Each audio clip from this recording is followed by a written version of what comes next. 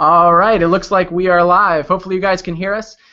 So welcome to the first episode of Mike and Lauren Live. Welcome! Hey! So we're trying something new here. We don't exactly know what we're doing. We have no plan for this. The reason why we want to do it is a couple of things. One, we want more live interaction from you guys. So there's a comment section right on the right side of your video player. And we have it right in front of us right here, and we can see any comments that you leave, and then we can kind of talk to those comments and kind of go over that kind of stuff. And the other reason is we just kind of wanted to be more personal with you guys. It's a lot easier to make yourself look a lot different in editing than you really are. So yeah, you're going to notice that we don't talk quite as, what's the word? Good. Good. We don't talk quite as good live as on video. But we're really excited today. Our topic for the day is joint or separate bank accounts, and we have three special guests actually. Our friend Liz Taylor is sitting with us here in the studio, and she is going to. Oh boy. Probably mute that. Probably mute this. Technical issue number one. Okay, so that's a great point. So this is our first time doing this. If you're having any technical issues, let us know in the comments, and we can try and fix those. But we're just going to see how it goes. So anyway, Liz, welcome to the show, and she is going to play sort of our devil's advocate on the show, because Lauren and I have had joint bank accounts since before we were even married. I think we're trying to think about it today, but we couldn't remember.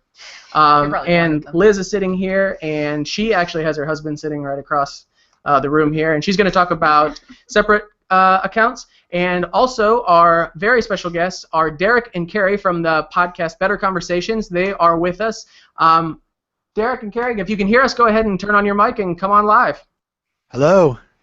Hi. Can you see us? Can you hear us? I think so. Yes, definitely. Yes. So Google is doing its job, and it's switching back and forth. Awesome.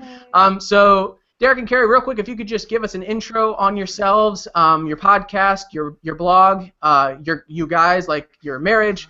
Really, the whole story. Let's hear about it. Okay. Well, again, we're Derek and Carrie Olson. The site is derekandcarrie.com. The podcast is Better Conversations on Money and Marriage. So that's what we focus on. We focus on having conversations about money. We keep it fun. We try to make things entertaining, so it's not boring when you talk about money, because I know it can be boring. What do you have to add? Yeah, we just think that it's really important for couples to talk about finances, and it's one of the hardest things, I think, for couples to talk about. And a lot of marriages don't. They have problems that stem from financial problems. So we really love coming alongside people and helping them kind of facilitate those tough conversations. That's awesome. So could you tell us real quick, how did you guys meet, and how did your financial journey start together? Were you guys always on the same page money-wise, or was that something you had to grow into? Well, that's a very long, crazy story. So I'll keep it short though, but still crazy. We met when Carrie moved in right next door to me, literally right next door, and we started chatting. And we were both from Oklahoma, and we had some things in common. We're in Kansas City now, and we started hanging out right away. And we were married 18 months later. Mm-hmm. From when we met. We got married 18 months later, so we knew it was right. Pretty quickly. However, we had some issues financially right from the very beginning. The story goes that Carrie had actually owned a house. She owned a house at the time that we were engaged, and that house was in danger of being foreclosed on. And we got married right in the middle of this process of foreclosure. But we happened to do a short sale. So Carrie brought the house into the marriage that was about to be foreclosed on. I was able to bring some money into the marriage and do a short sale, which is still, awful, but it's not quite as bad as a foreclosure. So we were forced to talk about money right from the very beginning. Intense conversations, not like, hey, I can't believe you spent $50 this weekend at a restaurant. It was like major stuff, huge stuff that we had to talk about immediately. And so we got on a budget because we had to. We had to figure it out. And through that journey, through that process, we learned a ton about each other and about relationships. And it's weird for me to say it now, but it actually made our marriage better. Because of all the stuff that we had to talk about, the communication, the teamwork. So that's the story. That's how we got into this. We saw how good it was for our marriage and just wanted to spread that message that talking about money can strengthen your marriage. That's awesome, and your story and what you're doing for everyone is really cool. Real quick, we're actually having quite a few comments pop up here. We got people watching in, pop. Yeah. Yeah, we got people watching from Washington. We have Massachusetts. We have Mexico. We have Houston. Wow. So really cool. Everyone, if you're watching, remember the comment section is right to the right side of the video player. So if you have any questions for Derek or Carrie or Lauren and myself. That's pointing to the video player. Yeah, there's. Yeah, if that was the right way. I don't know. Anyway, so yes, so you guys are proponents of joint finances. Is that correct? We are, because it works for us really well. We didn't even really consider having separate. It was just going to be together. I don't even think we really had a conversation about it being, are we going to combine or not? I mean, I guess along the way there must have been a conversation somewhere. But that's just how it works best for us. And I do a lot of times recommend that for couples, although there are couples who keep their finances separate and do a great job. I think behind whether it's together or separate is just whether you're working together as a team. I think that's kind of the core message behind it, not technically whether you have this literally one bank account. That's kind of a secondary issue, although I do recommend that as well. But yes, we're definitely proponents of together. Okay, yeah, like Lauren and I's story is actually pretty similar. We just, from the beginning, I mean, I don't remember having a specific conversation about it. It was just like, okay, it's time to add you to the bank account. It's that time. And we were trying to remember, and I think she was on a business account before we were even married, because I had a cleaning company when I was 18, and I think she was actually on that account before we were ever even married. But we were definitely had assets combined. I was actually investing in her Roth IRA before we were married. So we've always just kind of been one on the money front, and I guess we're really lucky and blessed that that's been the case for us. We do have Liz here with us today, and while she's not an opponent of joint finances, her and her husband, Corey, have an interesting story. We were talking about it today in the office after I was talking to her about what we were talking about today. So, Liz, you and Corey are getting joint accounts now, but you've had separate accounts up to this point. What was your reasoning for that? Part of it was kind of like, I don't even think we really talked. I mean, we kind of talked about that, we wanted to do joint eventually, but we just kind of put it off for a really long time. And we'd been dating so long before we were married that we were kind of already, I mean, we were definitely adults and we were used to like managing our own money, that it just wasn't an issue when we got married and started living together. So, and it really hasn't been an issue yet. The only reason it was kind of annoying was when we were like filing for a mortgage, because then we had to turn in like double the paperwork. But other than that, we haven't had really reason to. We just thought, it'd be good now that we're doing, I don't know, like for when we have kids and that kind of stuff to do a joint. So I guess I would like to ask Derek and Carrie, what do you think the benefits are of a joint account? And then we'll ask Liz what she has seen as the benefits of having separate accounts. So what do you guys think the benefits are? Why would you recommend to some or maybe most couples that they put it all in one pile? It absolutely forces you to talk about things when you have a joint bank account. You'll have to excuse my daughter. She's on my lap right now, so you can hear her. just a little bit, yeah.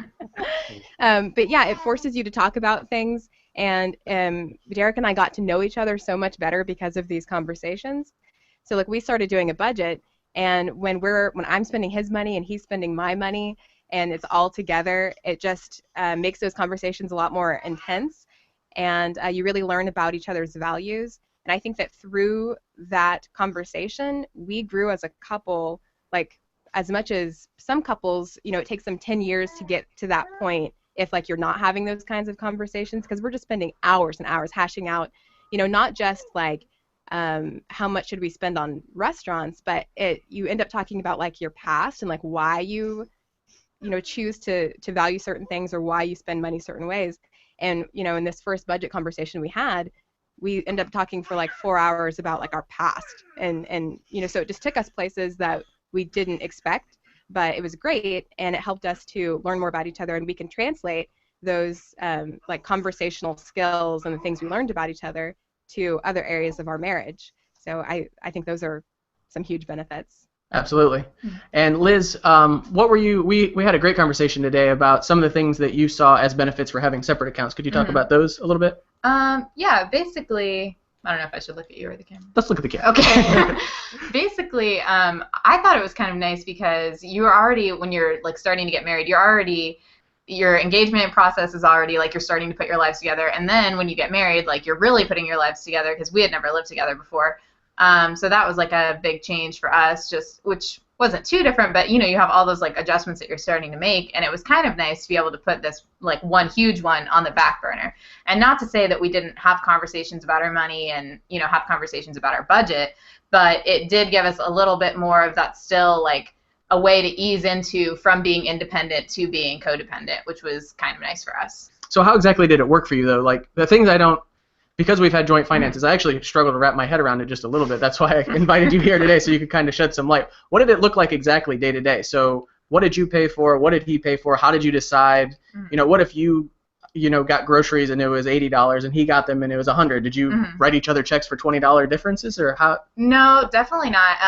I mean, the other thing is that we have both very laid-back personalities, which I think helped a lot. And the other thing was that while neither of us are millionaires, we were making enough money that we weren't sticking to a super tight budget for the first year of our marriage.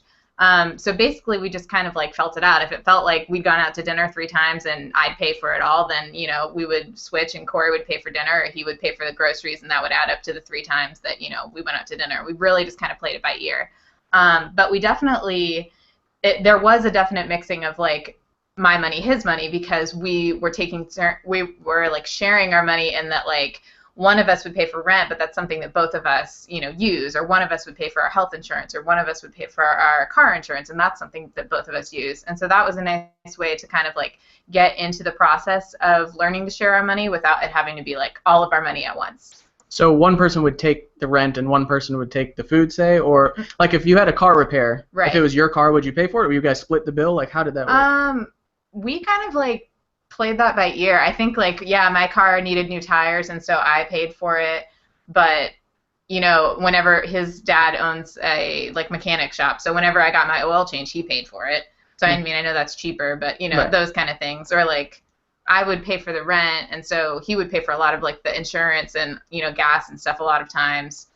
And going out to eat, you say beer? Oh, the phone bill. Yeah. I was like, and the beer, yes, and the phone bills, stuff like that, until it felt like even. But you were talking about it the whole time. Yeah, and I think that's important, right? Either way, So I think the important thing there was that you're both very laid back. You both didn't have like Excel sheets like, okay, I paid for this, I paid for this. Yeah. And the other thing you mentioned was that you both made similar amounts of money at the time, yeah. Which made it much easier. What would you say to someone where they make drastic differences?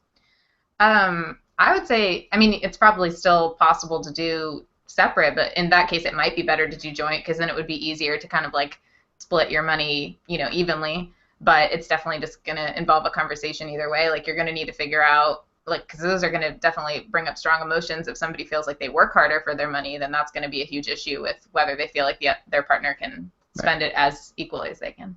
So Derek and Carrie, do you guys have a single joint account, or do you have your own personal checkings and then the majority of the money goes into one joint account, or how does that work for you guys?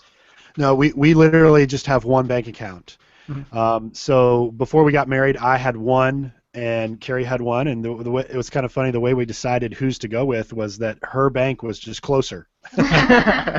So it was really kind of easy, and it's worked out great. So all the money that we make just goes into this one bank account.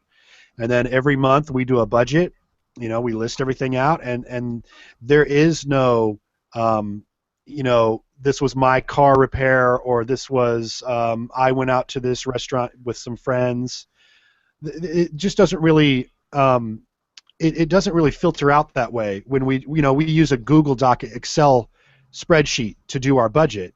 Mm-hmm. So it doesn't separate out that way, his, hers. Although we do have a his, hers fund where I get $50 a month and she gets $50 a month, and you can do whatever you want with it. It doesn't matter. You don't have to even ask. That's the Dave Ramsey blow money category, isn't it? Yeah. Yeah. It's very similar. Yeah. And then the other thing that gets interesting sometimes is as for example, just recently, Carrie is going to go to Seattle with another one of her girlfriends to see a friend, and I'm not going to go. And so it was like, what was it, $300 or something? Something like that. So it's $300 that I'm not going to get to, it's all for Carrie, and so that it still is kind of interesting how it's like, well, that is kind of separate, and gosh, I don't know how I feel about $300 going to just you going to Seattle and having fun and not me. So we still have to deal with those kinds of things for sure. When Carrie is spending a little bit more money on something that she's doing by herself that month, and I'm not going to participate in it, we still have to have those conversations and sort of get over it, that kind of thing. All right, we actually got a question. I think this one is for Liz. They say, how would you budget month to month? Would the same person pay the rent and the phone bill, or would you change month to month when you guys were budgeting? That's what we did purely out of convenience, really. I think when we first got married, we were kind of like, oh yeah, we'll alternate the rent, and then once you start like paying for those large things like your phone bill and all that, you're usually doing either direct deposit or whatever the opposite of direct deposit is, direct withdrawal. And so it would be like weird to go in and try to change those every month. So we kept consistent with that, and I think that also helped us with like knowing kind of like an approximate gauge of like how we felt like, oh well, you paid for this chunk, you paid for this chunk, like that kind of a thing. And Carrie, when do you suggest that people actually make the switch and combine if that's what they want to do? Is that they do that before they get married, when they're or after the honeymoon, or what specifically? When do you suggest that people do it? We recommend it right after they get married. So not before, but right after. Things can change when you're engaged. Marriage is kind of that commitment thing. It's like, okay, this is super official. So that's when we recommend doing it. And I think it's a good time to really start having, I think it's good to talk about finances before, just, more in general. And, maybe you can get a feel for how you're going to spend money as a couple. But when you get married, like that's when I think you should combine your finances and really, start viewing it as one instead of two separate. Mm-hmm. And what do you guys think? So before kind of looking into this topic and kind of just even not necessarily researching, just giving it thought, I really thought it came down to a trust issue, that if you kept separate finances, you didn't trust the other person with your money. And Liz actually, mentioned today that it was sort of the opposite, that you trust each other more. What did you mean by that? Yeah. Basically, just by like agreeing that we're going to have separate accounts for however long, you're kind of saying that you.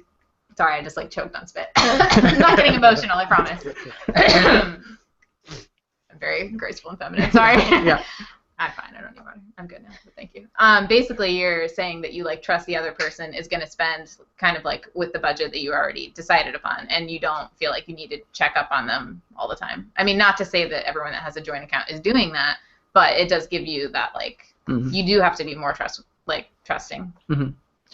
And I guess the thing I cannot figure out with separate accounts is you ultimately are joint, because if you were to be down and out, it's not like Corey wouldn't he wouldn't put you on the curb. He's like, well, you can't pay for your half of the house this year or this month. So So I guess I don't understand why you wouldn't just put it all together, and that's what I still can't wrap my head around. But I guess the underlying thing that we're talking about is, whether you're separate or you're joint accounts, you're having the conversation about money, and that's the important part. And I was definitely I was looking up, and there was a lot of questions that people had about whether or not it affects your credit, and it doesn't. So your credit report doesn't have anything to do with your checking account, if I'm not mistaken. So you can, like when you have a mortgage or a credit card or something like that, obviously joint accounts, you're held liable for that. But as far as I can tell, checking accounts have no impact on your credit score. So that was something interesting. And last question for Derek and Carrie. What would you say to a relationship where there's a really big spender and there's a really big saver? Oh, gosh. So, which is definitely the most difficult situation. Would you still recommend the joint and just force that conversation, or do you think separate might be the way to go in that situation?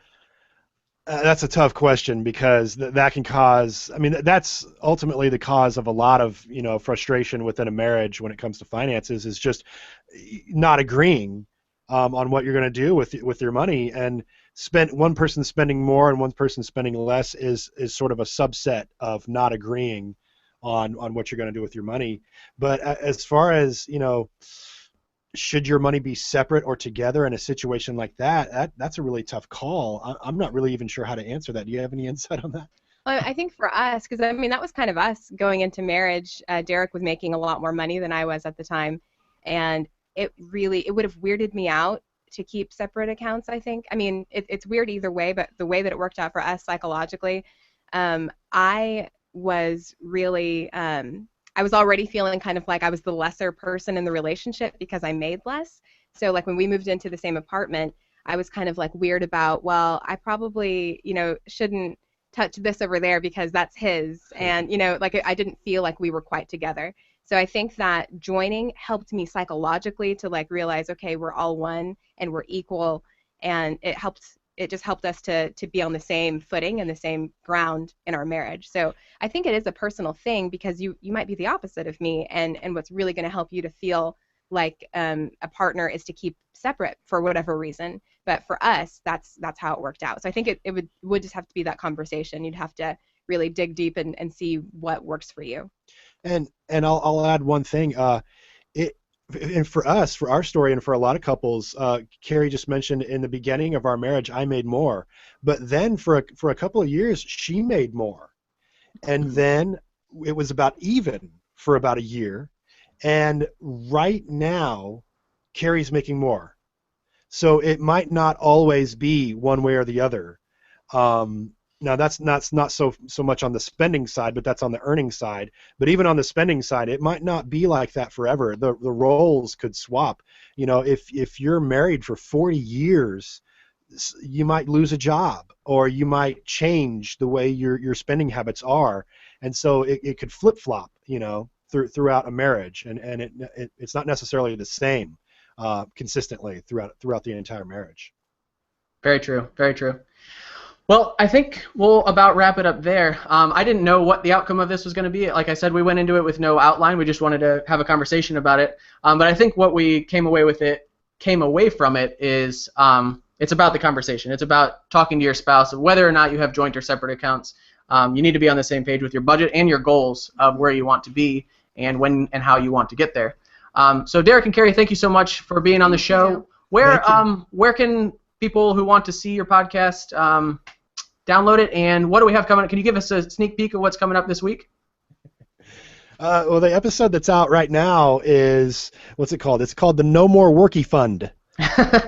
And so you just have to listen to the episode. It's number 30, the No More Worky Fund, and you just have to listen to it to see what it's all about. And they can find that at derekandcarrie.com? Yeah. Yes, derekandcarrie.com and iTunes and Stitcher, so you can subscribe to our podcast there. Yeah, and then on our website, we do give away a free ebook called 4.5 Conversation Starters, and it's exactly what it sounds like. It helps start the conversation about money for married couples. So what we found is that a lot of married couples are very hesitant about even approaching the subject. It can be really difficult.